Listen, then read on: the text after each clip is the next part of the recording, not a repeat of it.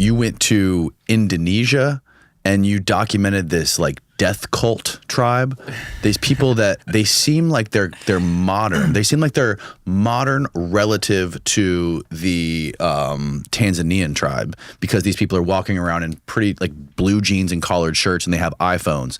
Yet they like venerate the dead. They have this bizarre culture where they keep their dead relatives in their houses for years, and then what? They sacrifice animals, and that's supposed to shuttle them to the afterlife?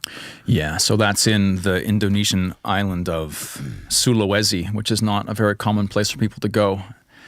And it's the cult's a funny word there. Can you find that map, Steve, so you can show us, so we can see like where exactly that is in Indonesia? Sulawesi? Sulawesi. It's the island that looks like a llama. What made you, how did you discover this place? No shit, I found it. I don't remember how I first saw it. I generally have a big map, like a Google map, where I pin everything I come across on Instagram or on YouTube or whatever, and eventually that all comes together into trips. Yeah, this was wild. How in the did they carve those square cutouts in the giant boulder? Yeah, by hand, bro. So how long did that take? So it's interesting. Oh, I saw one. Takes some. I don't even know, 5 years or something like that. What? So it's incredible because you go there, and I was searching this out because I had a really tough time dealing with my grandmother dying. And she was the sweetest old lady and just the most perfect grandmother. When she heard we'd come, she'd spend days baking cookies and pies, and she'd have a whole pile of things ready, and she'd be waiting at the top of the driveway, and she'd give us big hugs, and she slowly succumbed to Alzheimer's and then dementia and died.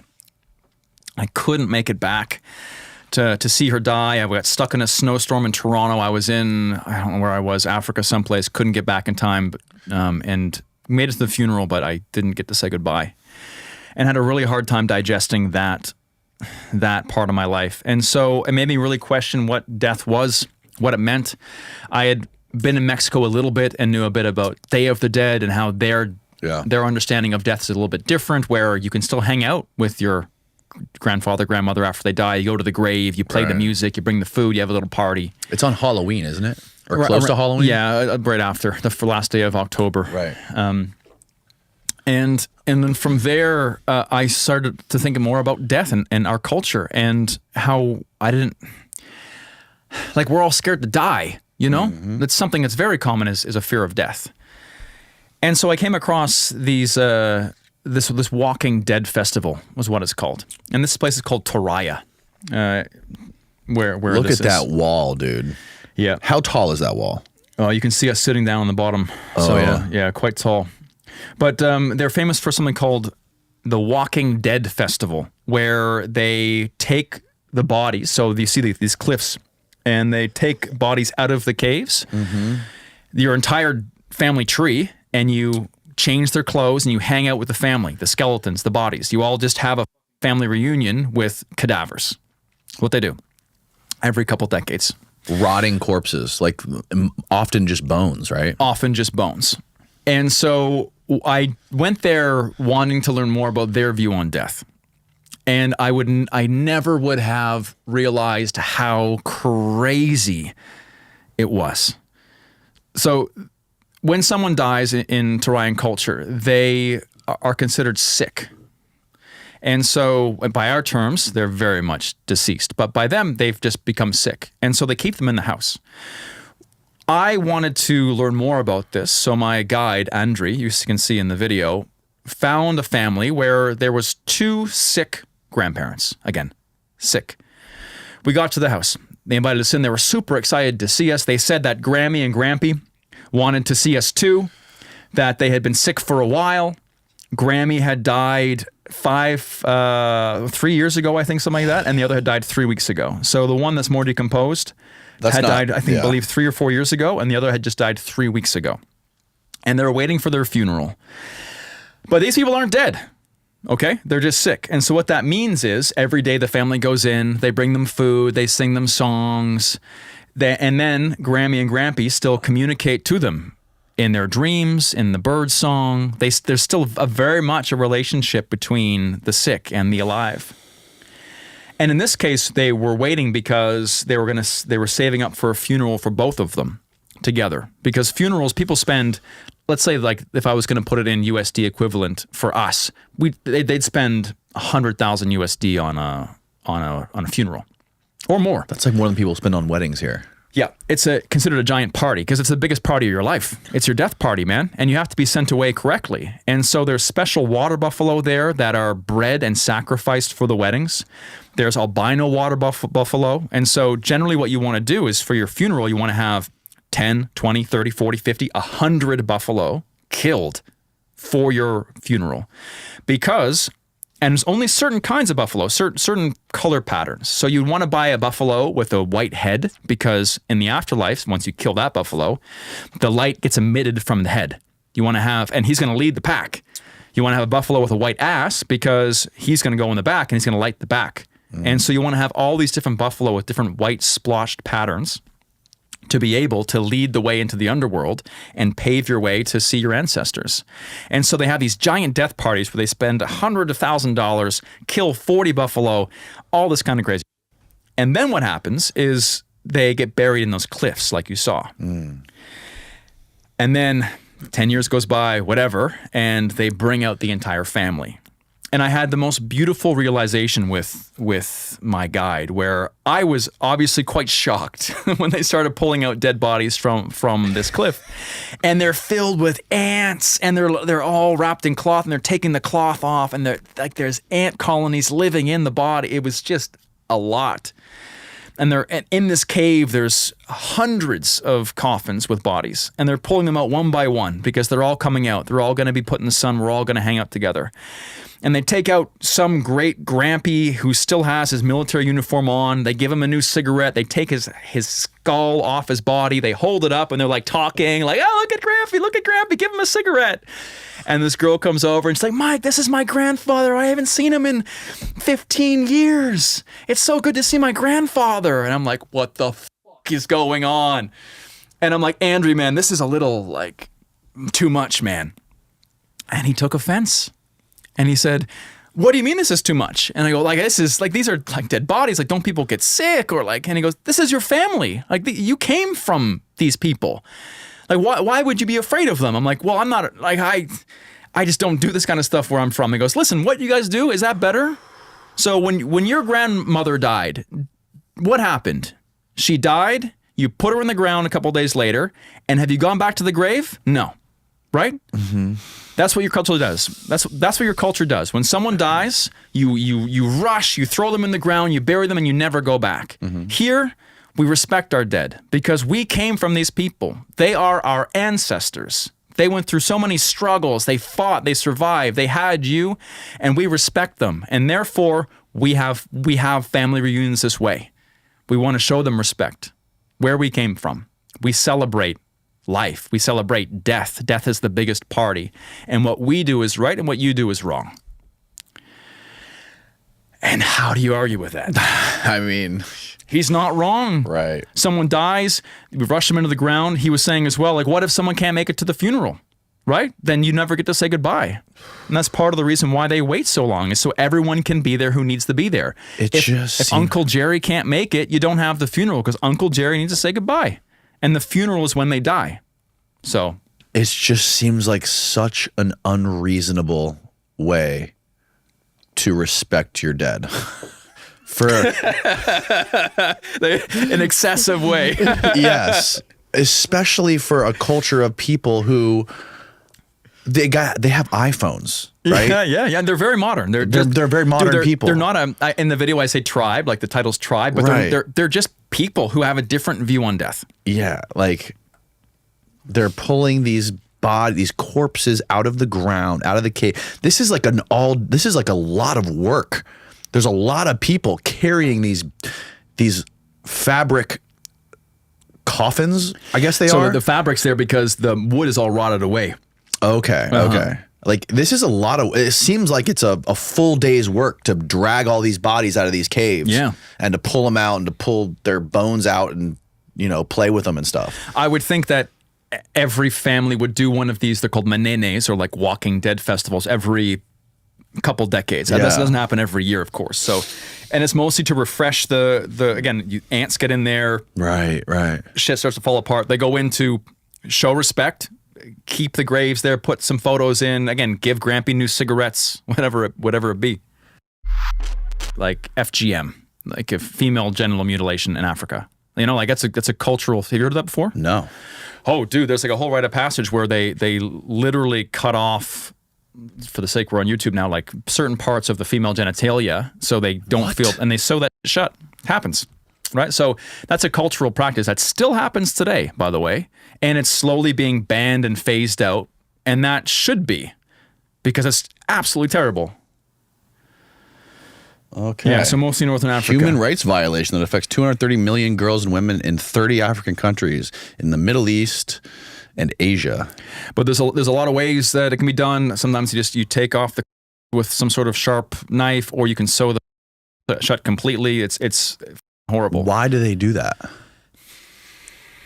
Just tradition? Most of those countries there would be Muslim countries. So I would assume it has some ties to Religious. Female modesty, things like that. Oh my God. So obviously it should not exist on this planet. It's horrible.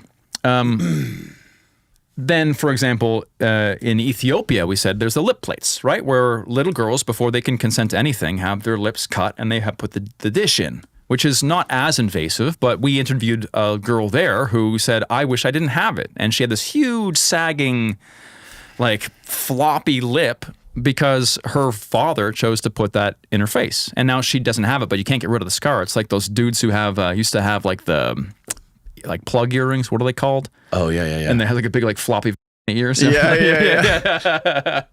Like you can't fix that. You know what I mean? Right. So, okay, then is that too much? Maybe. But then like where's the line for things we should make a human rights violation or not? Or like things we should discourage or encourage?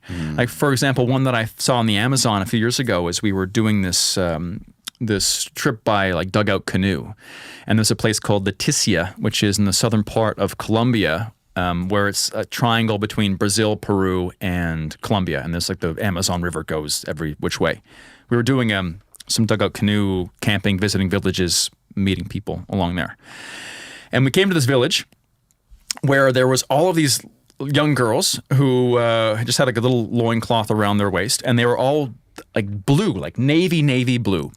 And there's a certain berry, I think it's called huichol, with an H, that when you squeeze the berry, it makes a clear fluid, but then when it goes on skin and oxidizes, it turns deep blue. What country did you say again? This was it was probably in Brazil, but it's anywhere in the Amazon it exists. We had started our journey in Colombia. But all these girls were blue, and we were asking questions, and they were saying, it's now getting to the time of their lives where they're going to have their first menstruation, and then what happens is they get colored blue, and then very shortly they'll go into a hut, like a grass hut in the darkness. They'll spend 1 month in this hut. The women of the village will come in, and they'll pluck out each hair of their head individually. So, pick, until they're bald. And as they pluck out each hair on their head individually, they'll teach them by candlelight what it means to be a woman. And then after a month, they'll come out, they'll be bald, they'll be blue, and they'll be a woman. And there was a human rights group that had been in there a few months ago, they were saying, that was trying to ban this rite of passage for women. And that was very interesting because that would not be fun by any means, right? That'd be painful, but it's well intentioned. It's not as evilly intentioned as FGM, for example. You know what I mean? Right. And then it's like for men, especially, like pain is so necessary sometimes. You know what I mean? Like men, I feel, need pain and challenge to be able to actually become men. Yeah. And you see those rites of passage all over the world too, right? Mm-hmm. Where there's some sort of, like another example of the Amazon is there's the Maui Sawi tribe. Ooh, this is like Maui Sawi? Maui Sawi. Steve, see what you do for us. We're looking at bullet ant gloves right now. So we're looking at where they take these bullet ants, which are these good inch-long ants that are called bullet ants because when you're stung, it feels like a bullet, and they put 100 in each glove, and they weave these gloves out of reeds, and the guy puts his hand in, the boy, and he gets stung hundreds of times over 15 minutes, probably thousands of times, by bullet ants, and he dances. And I think he does it like twice a week for a month or something like that, where it's just the most extreme pain possible. And like scarification in Africa, or like vision quests, or like pain just seems to be the thing that humans need to be able to change their lives. And so you see things like that, and I'm not totally on board with having people's hair pulled out one by one, but we can't give people no pain, because in a world today where we have very little pain, we're struggling more than ever. Right? So as much as we don't want to be, that's a bullet ant. Yeah, those things are scary, dude. If you put in bullet ant glove, I've heard stories about these things. Paul Rosalie's talked about these. there we go. Bullet ant glove. Oh my God. Look at that. That's it. Look at that, dude. That makes my heart pump right now just thinking about it, man. Maui. Well, almost got it. Scroll down, find the photo. I don't want to watch the video. We'll get copyrighted. There it is. Yeah. So that's not fun, but I've never tried it. But again, like pain. Do humans need pain? Should we remove all pain and discomfort from a human's life? Yeah. Well, we're doing it here, definitely. In the United States, we don't. We're building a culture to avoid pain. It's everything's about distractions and comfort. It's the opposite of what your YouTube channel is. Well, that's honestly part of the reason why I do it, man, is because I feel that if I have a challenge on the horizon, or I have really a proper spectrum of what pain and discomfort is, then I can come back into everyday life and accurately assess how much pain and struggle I have. But I think the human soul needs struggle, and I don't think it's a coincidence that with the least amount of required struggle ever in our existence, we are struggling more than ever. I think there's a direct correlation between those two things. Yeah.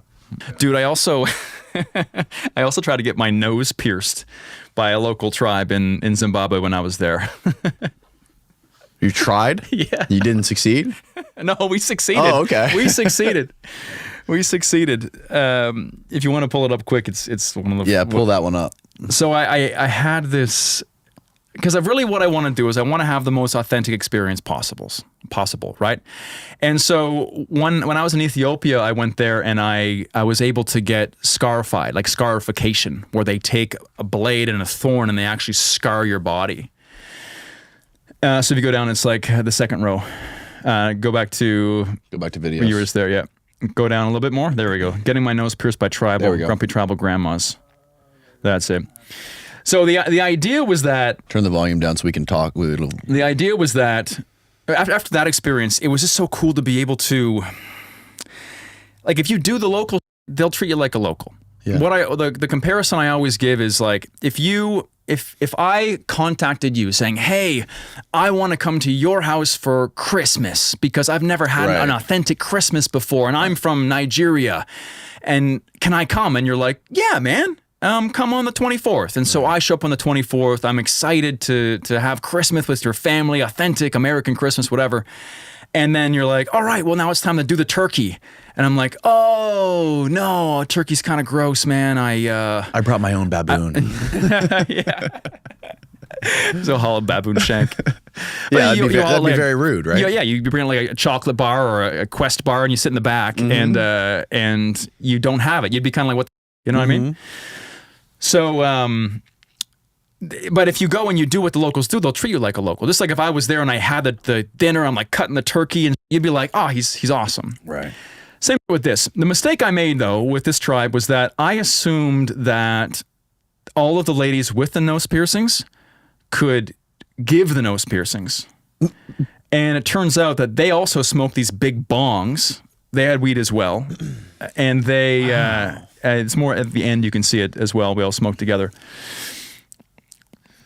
But they smoke these big-ass bongs, and they get super high. And so these ladies were actually completely ripped off weed and tobacco.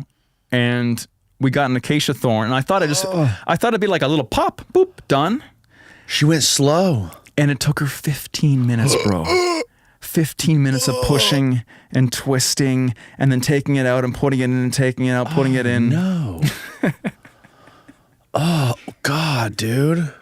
It was the worst. And at a certain point, it was halfway through. Oh no, that does not look good. It was halfway through, and then when do you keep going? Do you stop? They couldn't even pull it out at a certain point. This lady's got you in a freaking rear naked choke, and she's shoving this stick right through your what is that? Your septum? Yeah. And so the lady on the left is completely grossed out. And it turns out none of them knew how to do it. They had no idea.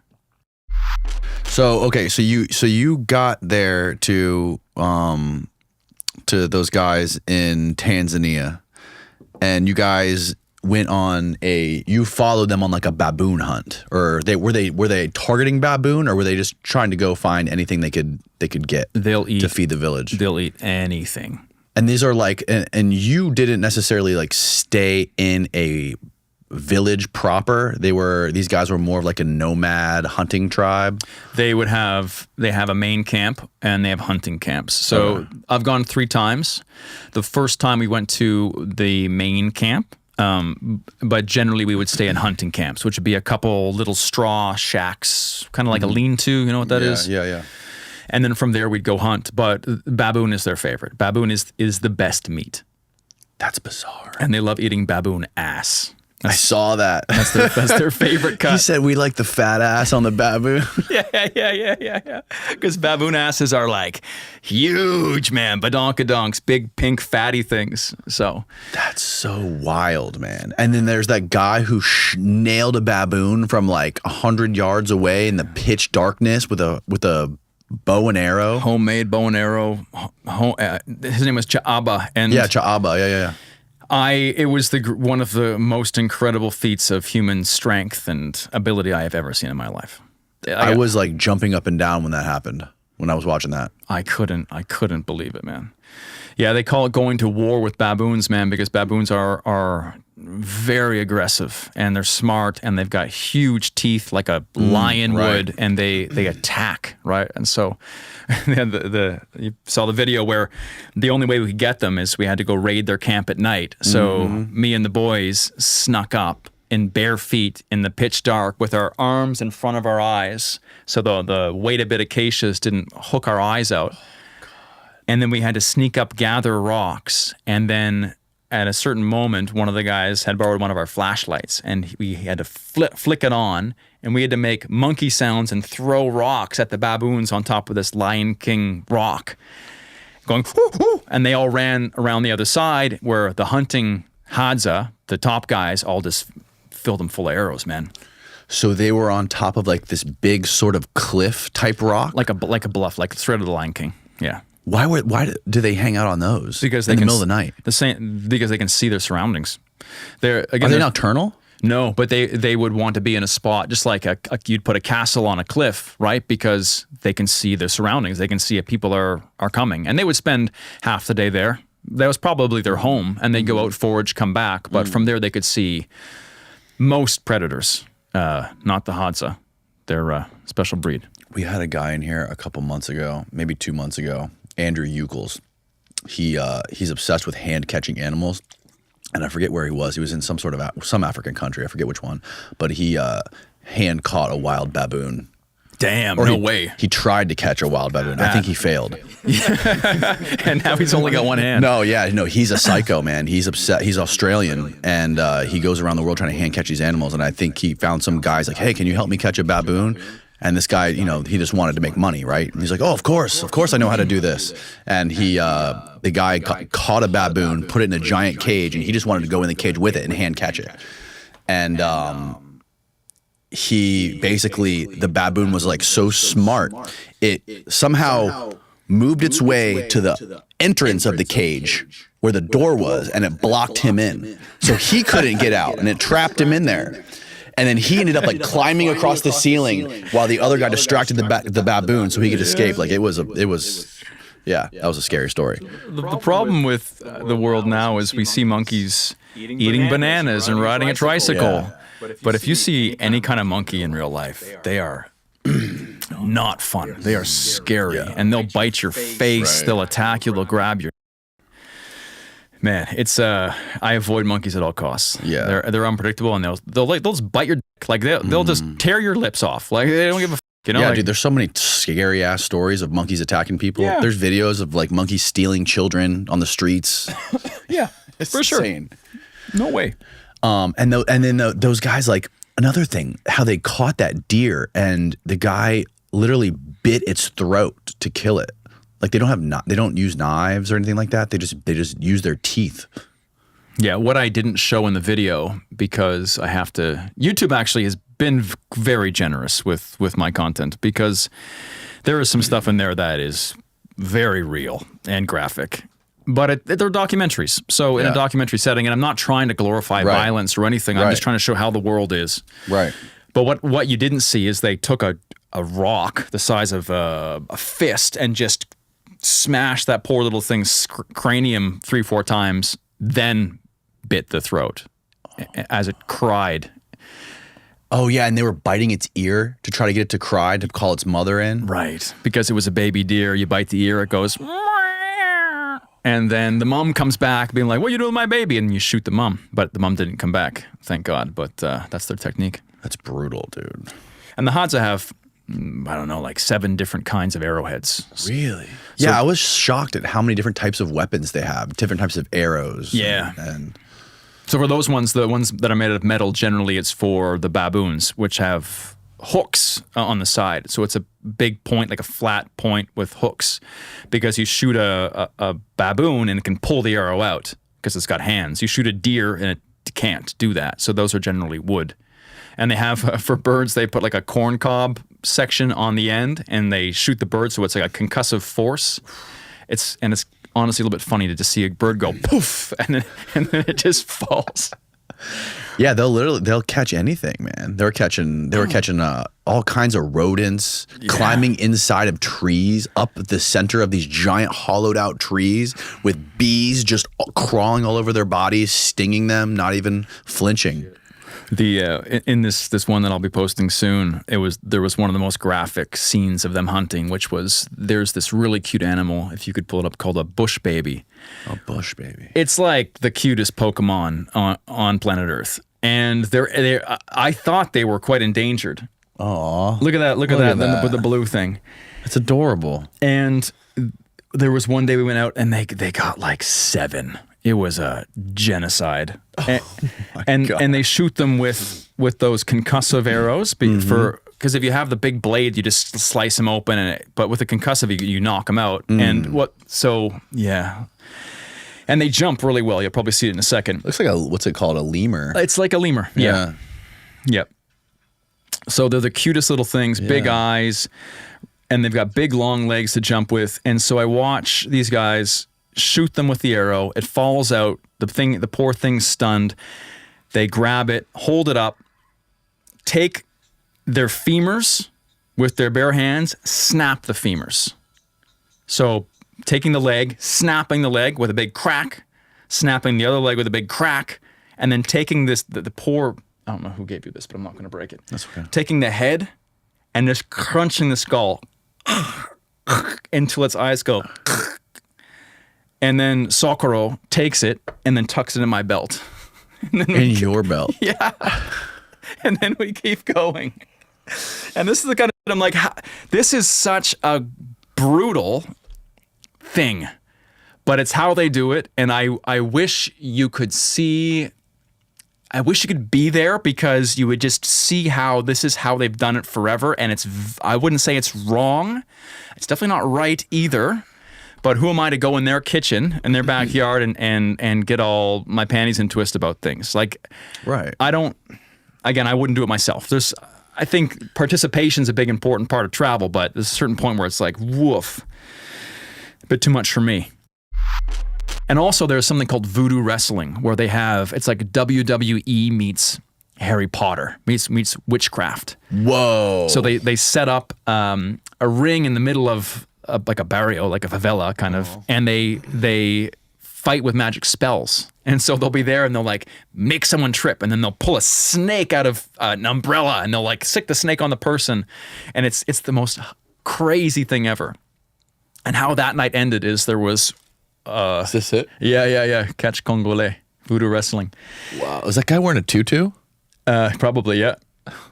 That's amazing. If you want to see some funny shit, you can go. Again, all the stuff's on my YouTube channel Yeah. too. But how it ended, man, is there was a woman named Shakira who was the champion, and I watched her plunge a machete into a man's chest and eat his intestines. For real?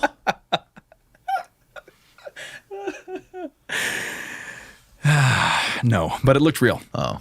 That was funny, Mike.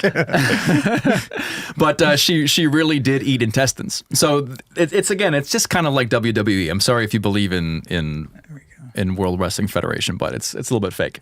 That's it's one of the shorts. Oh no, wait, why is it like that? Oh yeah, it's a short. It is a short. Oh, this is a 1 minute video. But you'll still see him. So what did they bring? So like, that's a fart attack. There, magic spell. Bam! He catches it. Has some kind of magic smoke. Oh, that's amazing. And there's a bit of like actual wrestling in there. And there you go, magic spells. Boom! Ouch! They're this is WWE inspired, obviously. Yeah, for sure it is. Yeah, look, the magic sleep umbrella. He's putting wine on them. Look at that. Oh, orange juice. Wow. That's a Shakira on the left. Boom. And then there's it's amazing. Dude. And this is it. So is it in the short? Yeah. So she sticks him with a machete. And then she eats his intestines. Oh, that's beautiful. Look at that. This is so much more entertaining That's than way WWE. better than WWE. YouTube did not like that one.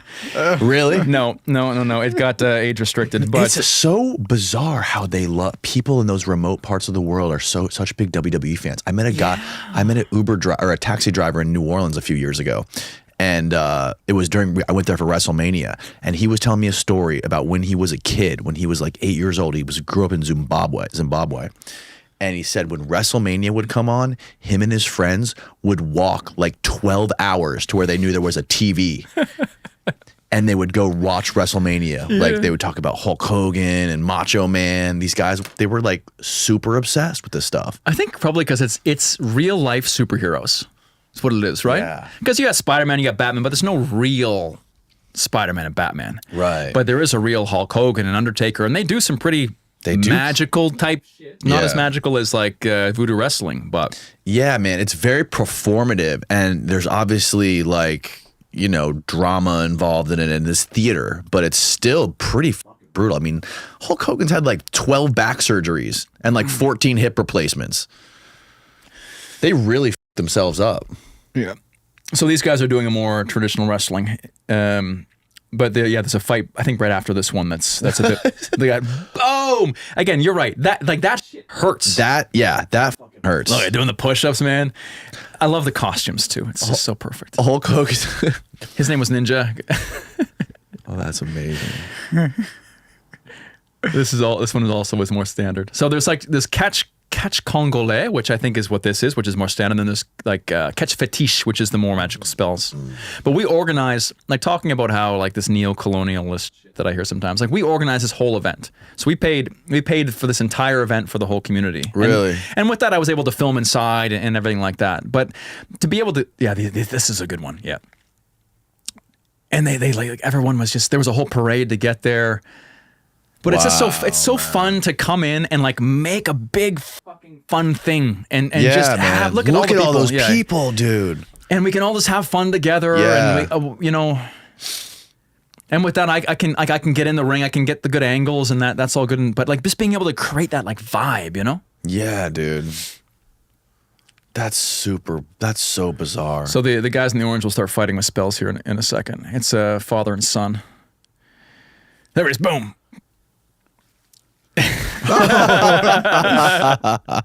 That's fun. Isn't that great? It was so fun to watch. That's so wild, man. Harry Potter meets WWE. So this is like him putting a dance spell on him here.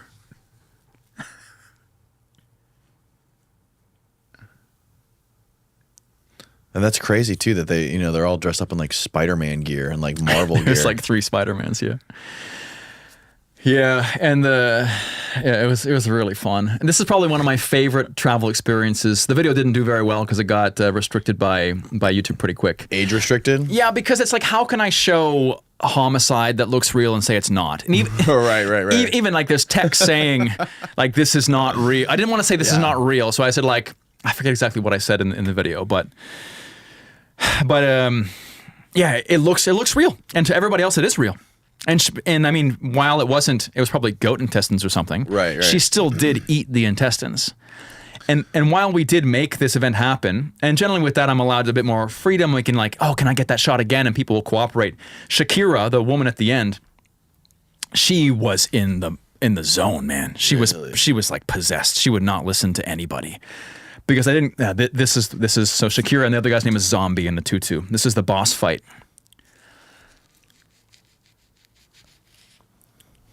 She's holding the machete. Yeah, and so Look at this dude doing the spells, bro. And so yeah, he's putting voodoo on her now, or fetish. And she blocks it. And this is in the Congo? Yeah, this is in Kinshasa, the capital of Democratic Republic of Congo. Wow, dude. She's putting him to sleep now because she's. Look at the people in the crowd, dude. They're fascinated. Yeah. There's like an audio effect here. That's why it's going a little bit slow. That's amazing. Dead. It's gorgeous. So she cuts them. Nah, she's I have some disemboweling him. I have some disgusting footage of this. Really? Yeah. But that you don't show, right? I can't. That's how I put it on Patreon. You put it on Patreon, right? Because it's just so fascinating. And everyone here is believes this, and so she cuts some dude open. Again, dramatize. There it is. Okay, so I did put not real, but she eats it. Yeah, it's just meat, totally eats flesh. It. And then you'll see in a second she leaves the ring, and she is full zombie mode. It's like you can't communicate with her. And then how this video ends is that after she goes through the crowd, my local contact comes to me and says, "We have to leave now. Things are going to get bad." And so I'm like, I don't know what that means, but let's get out of here. Really? Yeah, that's what he told me. Yeah. So she's really eating those things. That's wild, dude. I had my first really powerful ayahuasca trip shortly after that, a few weeks after that. And I took way too much. Where? In Mexico. There was a shaman that had come up from Peru who had a particularly potent kind of ayahuasca called sky ayahuasca. Sky ayahuasca. And I've got a guy, a good friend of mine named Arturo in Mexico, and it was one of his contacts that he had worked with many times with a lot of different things, medicines. And so I had this rare opportunity to work with this shaman who had this crazy ayahuasca, and I'm Mr. Fearless and Far, bro. You know, like man. I've looked under face your fears. Exactly. I've looked under the bed. I've seen the monsters. I've tackled my fear of public speaking, of heights, of all this shit. So I'm like, I know my childhood wounds. So I thought, and didn't think there was too much that could make me have a bad trip. And I've been able to talk myself out of other bad trips I've had before too.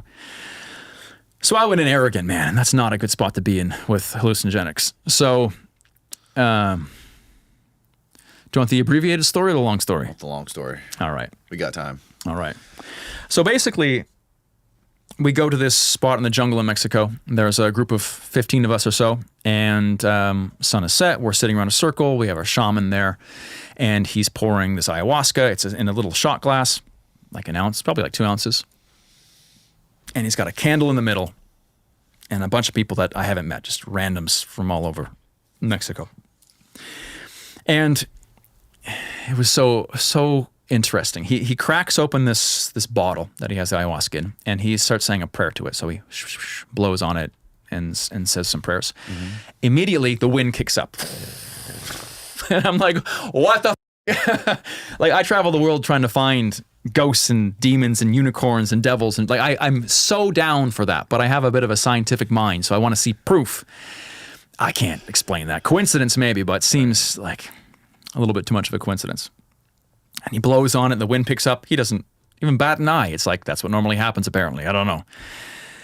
He reaches over his candle, starts pouring it in the glasses. It looks like a giant tarantula, the silhouette of his hand on the ceiling of this yurt. And he pours everyone a glass. And so I take my shot and everyone goes around. It tastes like the clippings from under a lawnmower, like gasoline and like plants, and almost like you scraped it from the bottom. And then the funny thing about these ceremonies is that they happen in the dark, right? If you've done psilocybin before, acid, whatever it is, like generally it's in the day, right? And if you have mushrooms, for example, you can go to a dark place, but you can kind of change the channel by focusing on something else. In ayahuasca, you're in the dark, essentially by yourself the whole time. There's people around, but it's not a shared experience. It's a very much individual experience. So he blows out the candle and it's dark. 20 minutes goes by, nothing. 25 minutes, nothing. About 30 minutes, I'm not seeing anything, but I hear this like the most ominous, like I'm going to vomit my guts out burp I've ever heard.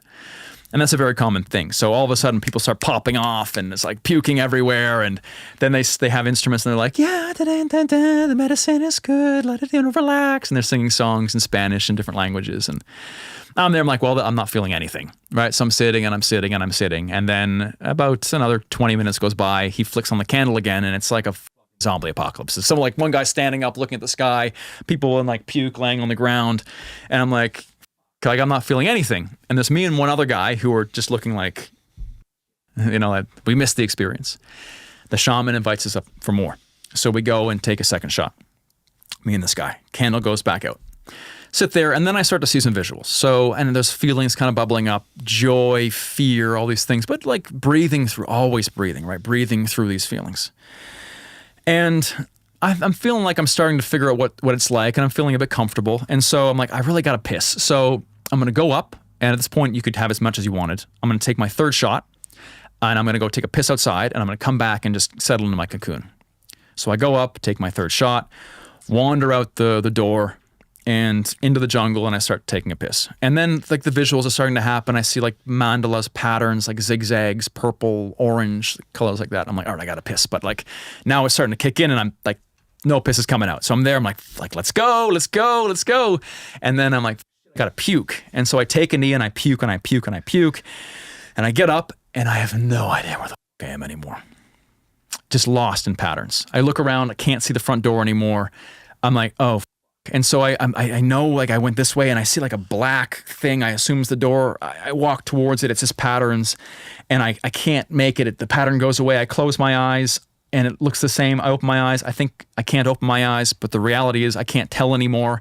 And I look down and I see this pile of like wriggling leaves or snakes or something. And I'm like, that's probably not snakes.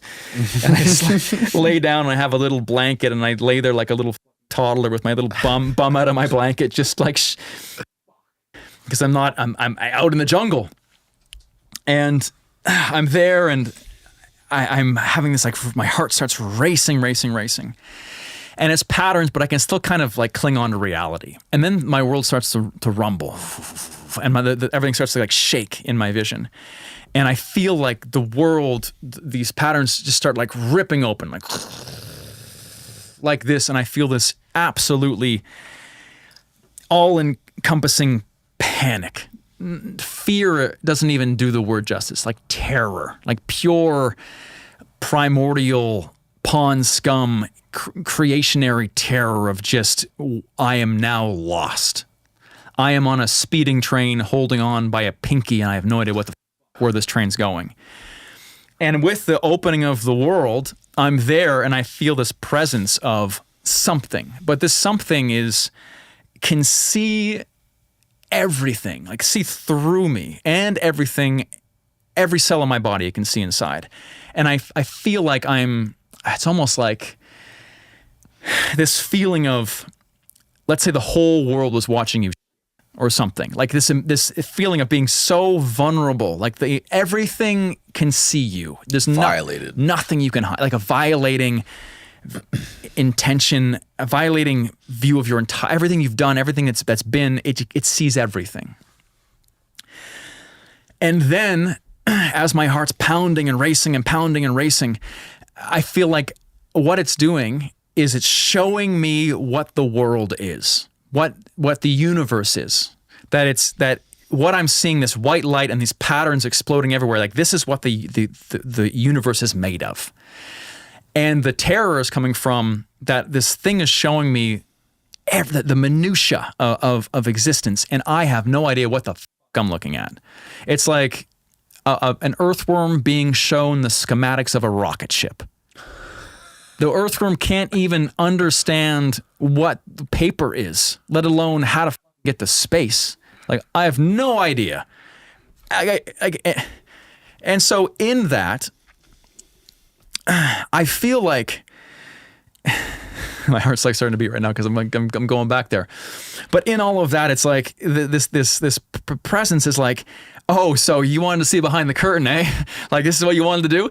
Have a fucking look, like this is everything. You can't even begin to understand this, you insignificant mote. You are an atom in a grain of sand on an infinite beach. You don't even have the right to look, but here it is. Congratulations, you got what you wanted. And it was horrifying.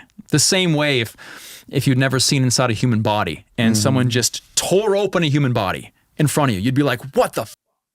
But you have to admit, it's a little bit fascinating. Like your bloody heart pumping, your intestines, the lungs, like it's an amazing creation, these meat suits we have. But it was that kind of feeling where you wouldn't even know how it worked. Like no idea what I saw. And with that, I was having like panic attack after panic attack and having to like breathe through. And luckily the shaman was very good at what he did. And he said in the beginning, the more you fight it, the more it'll fight back. Right. And so again, went back to the breath. No matter how much you're panicking, no matter what's happening in your life, if you can breathe out of these feelings, that's all I had. I didn't even know where I was anymore. So just with the breathing, remembering every trip has an end. I was there. Are your eyes open or closed? I couldn't tell. You don't even know. That was the scariest part because I didn't know where I was, lost in the abyss. So I'm there with my little booty hanging out of my blankie, and I remember saying, "It's okay, baby. It's okay, baby. Every trip has an end. Every trip has an end, baby. It's okay." And then I don't know how long I was there for. Generally, an ayahuasca trip is 4 hours, 5 hours, something. I don't know. If you have like multiple, then it's longer. But generally, it's all said and done in about 6 hours. So I was there for maybe an hour or two, and then once I could crawl again, I crawled back inside and snuck up into my little. We have a little like pad there, and spent the night. But that fucked me up. That fucked me for a long time. How long does that like super intense feeling of the universe being ripped open? How long does that last? You can't tell. But judging by the time where I could come back to reality, I would guess I was probably there for like an hour. But after that, it's somewhat manageable. Then like a general ayahuasca experience, you would be able to mostly control yourself. Like that, I had a lot. If you have like a heroic dose, you kind of lose yourself. But if you were to go have one shot or two, even you wouldn't lose track of reality. Generally, depending on your body and your tolerance.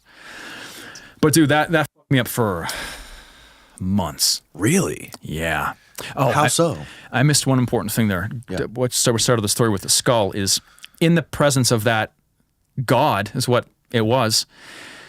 I felt that I was so insignificant that the only thing I could ever possibly do with my life is just give myself to this thing.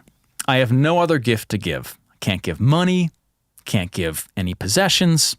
The only gift I can give as a human being to whatever that was my life. And then I got how human sacrifice could be a thing. Because we looked at the crystal skull. Those people all would have been on some high-level hallucinogens. So if you're meeting God and you do feel like you have to help your entire culture, your people, your Mayan brothers, whatever, you could sacrifice. And not in like a suicidal sort of way, but like in a self-righteous, like the only gift I can give is my life. And it kind of fucked me a little bit because once you see that, once you feel that even, you can't unfeel that. Like, what was that? Does it exist? This is the question about psychedelics that I always want to know. Does that always exist, or is our brain just painting it on? Right. Yeah, that's a good question. Is that something that's always there, and that just like our brains are filters that are filtering out that world so we can survive and eat and reproduce, and when we take these psychedelics, it maybe breaks that filter so we can see what's really here? Are our perceptions, our smell, our sight, is that just a filter? We'll never know. It felt real, but we'll never know. I considered myself agnostic before that, and it took me, this is about 1.5 years ago when that happened, and I've been slowly realizing that, like, there's probably something else, and I probably saw it, and I can reject it, and I can feel I